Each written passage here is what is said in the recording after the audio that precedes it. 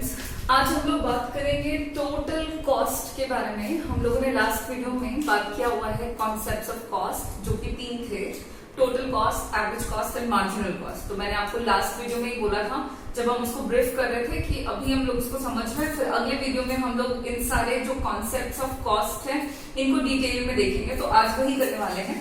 शुरू करेंगे हम सबसे पहले टोटल कॉस्ट से। टोटल कॉस्ट का डेफिनेशन देखेंगे, फिर उसके अंदर आने वाली सारी चीजों को 1 बाय 1 करके समझते चलेंगे। तो देखो, सबसे पहले है आपका पहला कॉन्सेप्ट ऑफ कॉस्ट, जो है टोटल कॉस्ट, जिसको हम शॉर्ट में कहते हैं टीसी। ठीक है, टोटल कॉस्ट को आप कैसे डिफाइन कर सकते हो?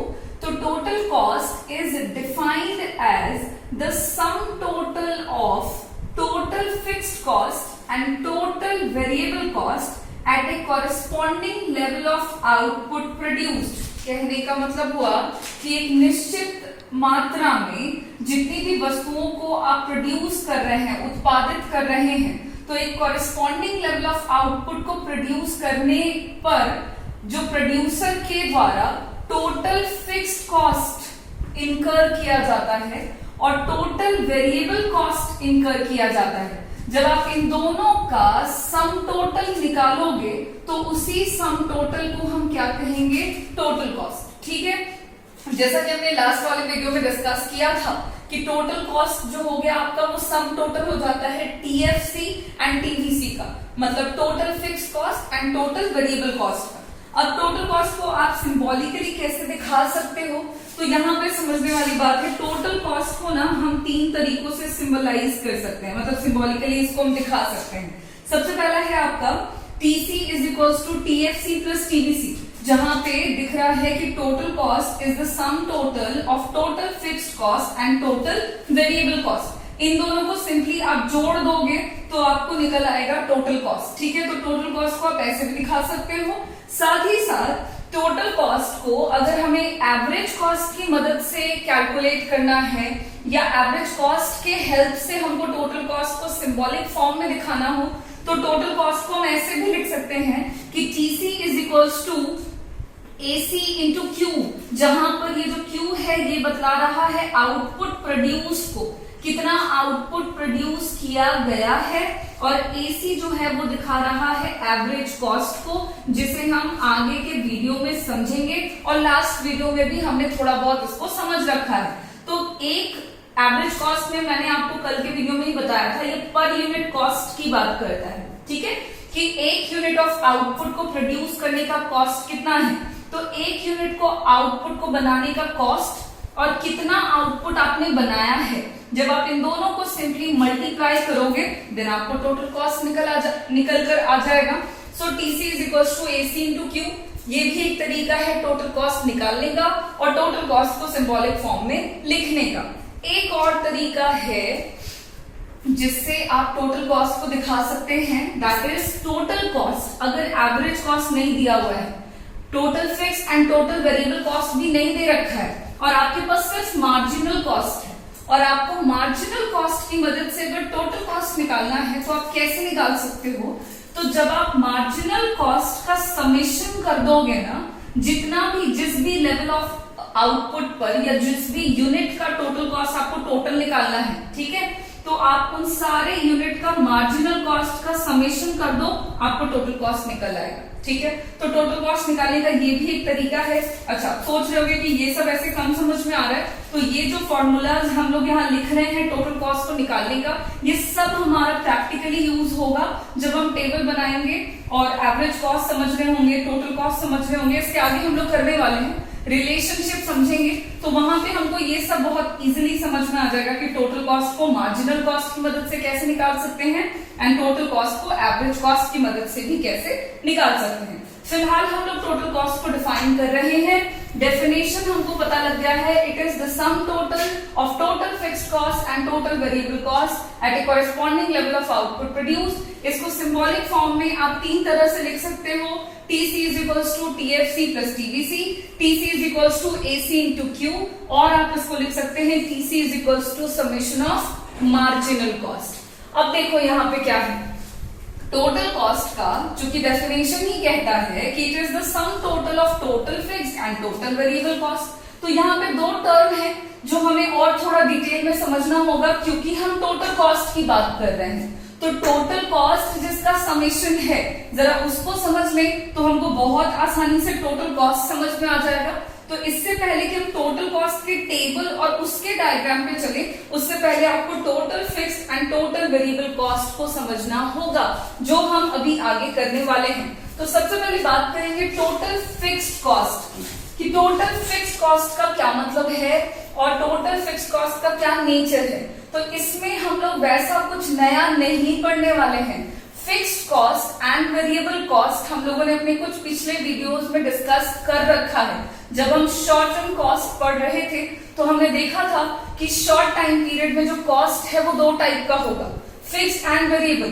तो वही फिक्स्ड कॉस्ट यहाँ पे है, बस उसके साथ लगा हुआ है टोटल। तो जरा समझेंगे कि टोटल फिक्स्ड कॉस्ट को हम कैसे डिफाइन करेंगे। It refers to the total expenditure incurred by the producer on the purchase or hiring of fixed factors of production in order to produce output। Simple तरीके से मतलब ये हुआ कि आउटपुट को प्रोड्यूस करने के लिए प्रोड्यूसर के द्वारा जब भी फिक्स्ड फैक्टर्स ऑफ प्रोडक्शन को खरीदने या हायर करने पर जो भी खर्च किया जाएगा, तो जो टोटल एक्सपेंडिचर किया जाएगा उसे हम कहेंगे टोटल फिक्स्ड कॉस्ट। बात को ध्यान से समझें कि आउटपुट बनाने के लिए फिक्स्ड फैक्टर लगते हैं।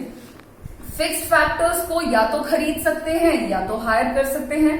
तो उसे या परचेज करने के लिए या फिर हायर करने के लिए प्रोड्यूसर के द्वारा जो टोटल एक्सपेंडिचर किया जाता है, that is called total fixed cost, जिसे हम टीएफसी से सिंबॉलिक फॉर्म में लिखते हैं।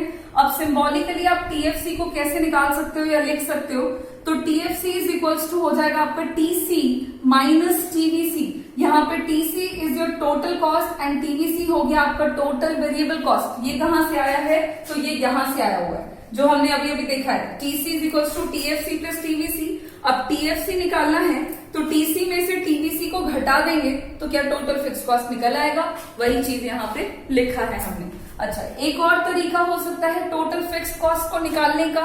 अगर आपके पास total cost and total variable cost नहीं दिया हुआ है, सपोज करें क्वेश्चन आपके पास कुछ ऐसा है जिसमें टीसी या टीवीसी नहीं है, नॉट गिवन है, देन उस केस में अगर आपके पास एवरेज फिक्स्ड कॉस्ट है तो आप उसको simply total number of output produce के साथ मल्टीप्लाई करें, आपको टोटल फिक्स्ड कॉस्ट मिल जाएगा। टीएफसी को भी आप कैसे निकाल सकते हो, दूसरे तरीके से। तो जब आप एवरेज फिक्स्ड कॉस्ट को total number of output produce से मल्टीप्लाई करेंगे, आपको टोटल फिक्स्ड कॉस्ट मिल जाएगा। ये एवरेज फिक्स्ड कॉस्ट क्या है, तो हम लोगों ने कल के वीडियो में थोड़ा सा ब्रीफ किया था, और एसी इज इक्वल टू हमने निकाला था एएफसी प्लस एबीसी। ज्यादा कंफ्यूज नहीं होंगे, इसलिए हम लोग यहाँ पे थोड़ा क्लियर ही रखेंगे, ज्यादा डिटेल नहीं करेंगे। ये सब वन बाय वन करके हमको कवर करना है। तो एवरेज कॉस्ट जो है वो सम टोटल था average fixed cost and average variable cost का।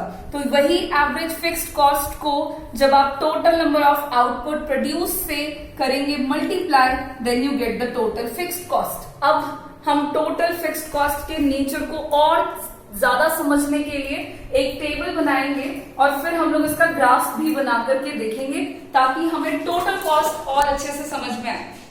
यहाँ पे हमने टोटल फिक्स्ड कॉस्ट का एक टेबल बनाया हुआ है, जिसमें हमने लिया है आउटपुट को जो कि यूनिट्स में मेजर किया जाएगा, और टोटल फिक्स्ड कॉस्ट को जो रुपीज में मेजर हो रहा है। ठीक है, यहाँ पे देखिए क्या हो रहा है। जब आउटपुट का प्रोडक्शन 0 है, कुछ भी नहीं बन रहा, तब भी टोटल फिक्स्ड कॉस्ट आपका प्रेजेंट है एट ₹10 पर यूनिट। सपोज करें कि टोटल फिक्स्ड कॉस्ट जो है वो ₹10 है, तो जब आउटपुट का प्रोडक्शन 0 है, ये प्रेजेंट है। हमने फिक्स्ड कॉस्ट में ये चीज ऑलरेडी डिस्कस किया हुआ है कि फिक्स्ड कॉस्ट जो है वो आपका तब भी प्रेजेंट होता है जब आप आउटपुट का प्रोडक्शन नहीं कर रहे हैं। ठीक है, अब आपने 1 यूनिट ऑफ आउटपुट का प्रोडक्शन किया, टोटल फिक्स्ड कॉस्ट आपका ₹10 ही है।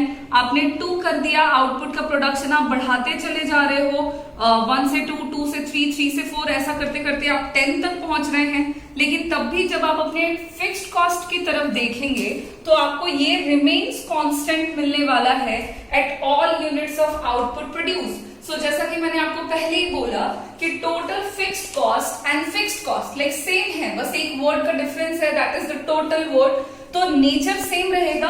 टोटल फिक्स्ड कॉस्ट जो है वो कांस्टेंट रहता है, वो फिक्स्ड रहता है at all level of output produce. Output के प्रोडक्शन को बढ़ा दें घटा दें फर्क नहीं पड़ता, फिक्स्ड कॉस्ट आपका फिक्स्ड रहेगा। जितना शुरुआत में लग रहा है उतना ही लास्ट में भी लगेगा। और साथ ही साथ एक जरूरी बात कि टोटल फिक्स्ड कॉस्ट आपका तब भी प्रेजेंट होता है जब आउटपुट का प्रोडक्शन जो है वो जीरो हो रहा हो। मैंने आपको एग्जांपल से समझाया था कि लैंड जो है आपका फिक्स्ड कॉस्ट है, कैपिटल फिक्स्ड कॉस्ट है। आप बैंक से पैसा लेकर के बिजनेस कर रहे हैं तो उस केस में अगर आप किसी महीने में आउटपुट का प्रोडक्शन बिल्कुल नहीं करते हैं, अगर आपने अपनी फैक्ट्री को बंद कर रखा है, उस केस में भी आपको बैंक को कैपिटल का इंटरेस्ट देना पड़ेगा। That interest is your fixed cost, मतलब वो एग्जाम्पल है। तो उस केस में आप समझ लें कि वो आपका फिक्स्ड रहेगा। तो शेड्यूल से हमने देखा है कि total fixed cost remains constant at all level of output produced. Even total fixed cost is present when unit of output is zero। अब अगर बात करेंगे कि टोटल फिक्स्ड कॉस्ट कर्व के शेप की, इसका कर्व कैसा बनेगा या इसका शेप कैसा रहेगा, ग्राफिकली जब हम इसको प्रेजेंट करेंगे तो ये कैसा दिखेगा। तो यहाँ पे हमने एक्स और वाई एक्सिस बना लिया है। वाई एक्सिस पे हमने ले रखा है टोटल फिक्स्ड कॉस्ट, जिसे हम ऑफकोर्स रुपीज में मेजर करेंगे। एक्स एक्सिस पे हमने लिया है आउटपुट को जो प्रोड्यूस हो रहा है और इसका मेजरमेंट आपके यूनिट में हो रहा है। अब इसी शेड्यूल में जो वैल्यू है इसको हम जब ग्राफ में प्लॉट करते हैं तो चलिए देखें कि कैसा कर्व मिलेगा। देखोगे जब जीरो है आउटपुट का प्रोडक्शन तो टीएफसी है present, that is that ₹10 per unit, यानी कि यहाँ पे इन दोनों का कॉमन पॉइंट यहाँ पे बनेगा। फिर जब आउटपुट का प्रोडक्शन 1 है देन टीएफसी का वैल्यू है 10, मतलब 1 और 10 इन दोनों का कॉमन पॉइंट यहां बनेगा। इसी तरह से 2 पे है 10, 3 पे है 10। जब आप ये करोगे तो कॉमन पॉइंट आपको यहां मिलता जाएगा। 4 एंड 10 का कॉमन पॉइंट ये रहा, 5 और 10 का कॉमन पॉइंट ये, 6 एंड 10, मतलब आप समझ रहे हो 6 एंड 10 हम output and total fixed cost को साथ में लेते चल रहे हैं। 7 एंड 10, 8 पे 10 है, 9 पे भी 10 है, 10 पे भी 10 है।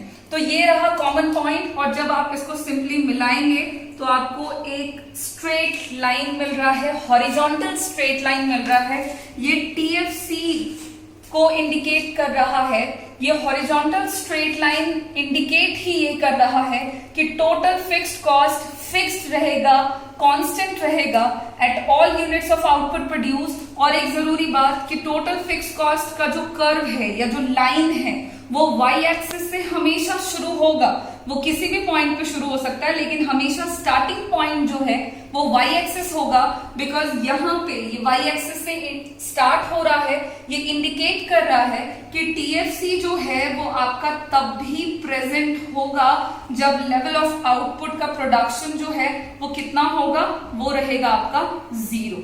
ठीक है, तो ये वाई एक्सिस से स्टार्ट होना टीएफसी का कर्व यही इंडिकेट करता है कि टीएफसी प्रेजेंट होता है जब आउटपुट का प्रोडक्शन 0।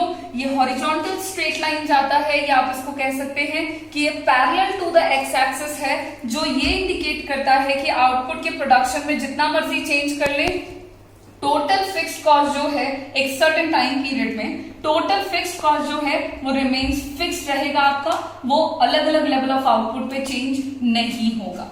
तो यहाँ पे हम लोगों ने टोटल फिक्स्ड कॉस्ट देखा है जो कि टोटल कॉस्ट का ही पार्ट है। फिर टोटल कॉस्ट को समझने के लिए हमें टोटल वेरिएबल कॉस्ट को भी समझना होगा, जो कि अभी अभी हम समझेंगे।